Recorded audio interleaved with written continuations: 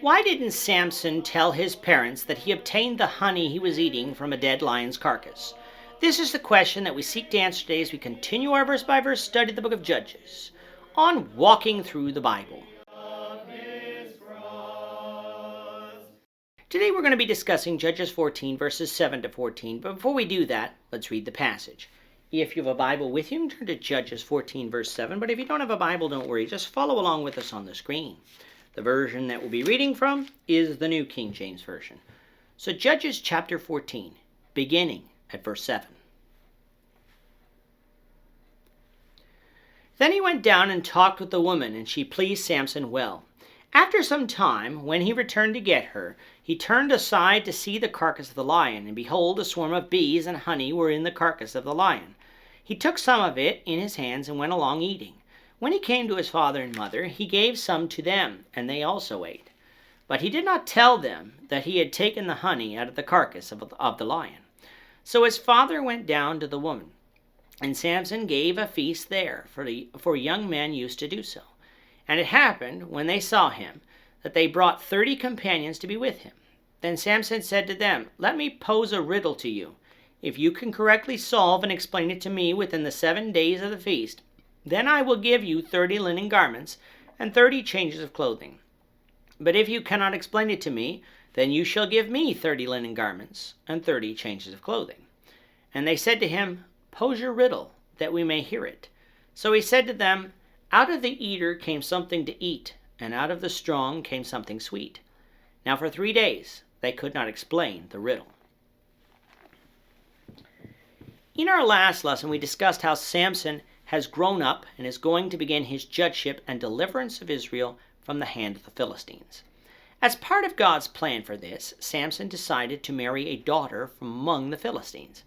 Now normally, under the law of Moses, this type of marriage was not to be done, which is why Manoah, Samson's father, objected. But again, this was part of God's plan, and so Samson cannot be charged with sin for the marriage itself.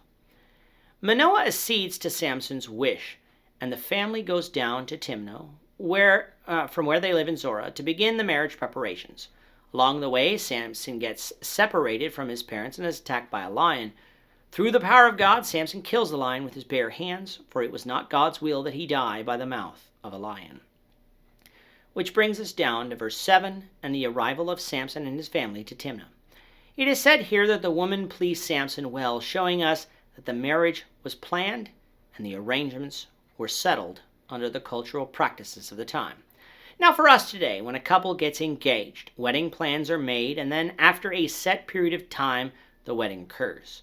For the Hebrews, though, and the culture of that time, a dowry needs to be paid by the father of the groom to the father of the bride, what sometimes is referred to as the bride price. It was also expected that during the betrothal period that the groom would not see the bride until he comes to get her, but would use that time in order to prepare a home for her. And then when the time was right, the groom would return, and a wedding feast would be had to celebrate the completion of the wedding traditions. That's what happens between verses 7 and 8. We don't know how much time has passed, but some time has passed. Samson and his family are returning to Timnah for Samson to fetch his bride and for the wedding feast to commence. Along the way, Samson comes to where he had fought the lion and killed it, and so he again leaves his parents to see what has become of it. And what he finds is that within the carcass of the lion, a hive of bees has been formed, which now contained honey. Now, some people who object to this story say that bees would not form hives in the carcass of a rotting animal, but let's remember, some time has passed, and it is very possible that either the mere skeleton was left, or that the heat of the sun had dried up the body and reduced it to the state of a mummy without decomposition, as is said to have happened often in the deserts of the Middle East. Whatever the case, that a bee's hive formed here should not be seen as improbable for these reasons. Now, since this animal was a wild animal, and Samson knew that he had actually killed it, he thought nothing of taking of the honey from the carcass, eating some of it, and then going and giving some to his parents. Samson did not steal here, for the lion's carcass didn't belong to anyone, and the honey therefore found in it didn't either. But when he gave the honey to his parents, he didn't tell them where he got it from. Why? For that we must remember a little bit about the law of Moses. A lion is an unclean animal under the law of Moses, and when it came to the carcasses of unclean animals, the law was clear that you weren't to touch the carcass of an unclean animal, lest you become unclean yourself. Therefore, had Samson told his parents where the honey came from, they wouldn't have eaten it, as they would have known that that would have been unlawful. So one of the reasons that Samson didn't tell them was likely in order not to wound their consciences. Now this is something that sounds noble, but if it is known that something is wrong or that someone considers something's wrong, we shouldn't hide from that person facts so as not to wound their conscience.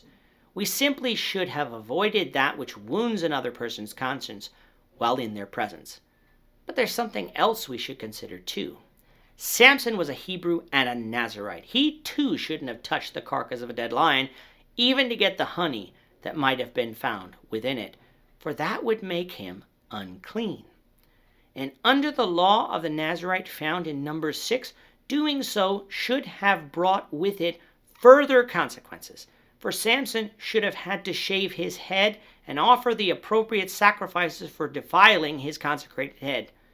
Samson didn't follow that part of God's law here, showing us that at this time in Israel's history, the law wasn't being completely followed by all, not even God's judges. And it also is a second possibility that the reason why Samson didn't tell his parents, for they might have forced him to follow God's law in this regard and avoid things like this in the future. Now, in not following God's law here, even for a judge, doesn't excuse Samson, for what Samson did here was not okay. However, it does show us a little bit of the character of Samson and some of the flaws in it. Yes, Samson was a man of faith, but he was not a perfect man. He required God's grace just as we do. Coming now to verse 11, Samson and his family arrive and the wedding feast is to begin. 30 companions are brought to Samson upon his arrival. We would call these people part of the wedding party today. So it was, with these 30 people present, that Samson desired to pose a riddle to them, which if they could solve it before the end of the 7-day feast, he would give them 30 linen garments and 30 changes of clothes. However, if they couldn't solve it in that time period, they would give him 30 linen garments and 30 changes of clothes. Now that's quite the prize, especially for Samson, if the men couldn't solve his riddle.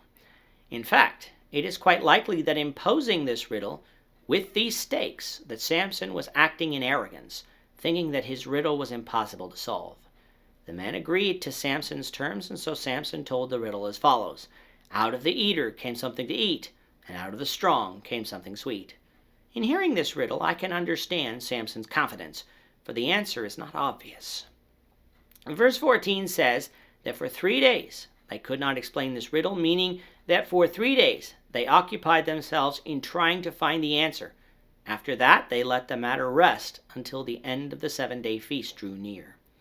What is the answer to this riddle? We'll discuss this and the aftermath, the Lord willing, in the next lesson. With that, our time is up for today. The Lord willing, we hope you'll join us for tomorrow's discussion of Judges chapter 14, verses 15 to 20, as we continue our walk through the Bible, one verse at a time. Thank you for watching today's episode. We hope that you found it edifying and ask that you not only subscribe to our channel and podcast, but that you like and share this episode among your friends, so that the saving gospel of Jesus Christ can go out to the whole world.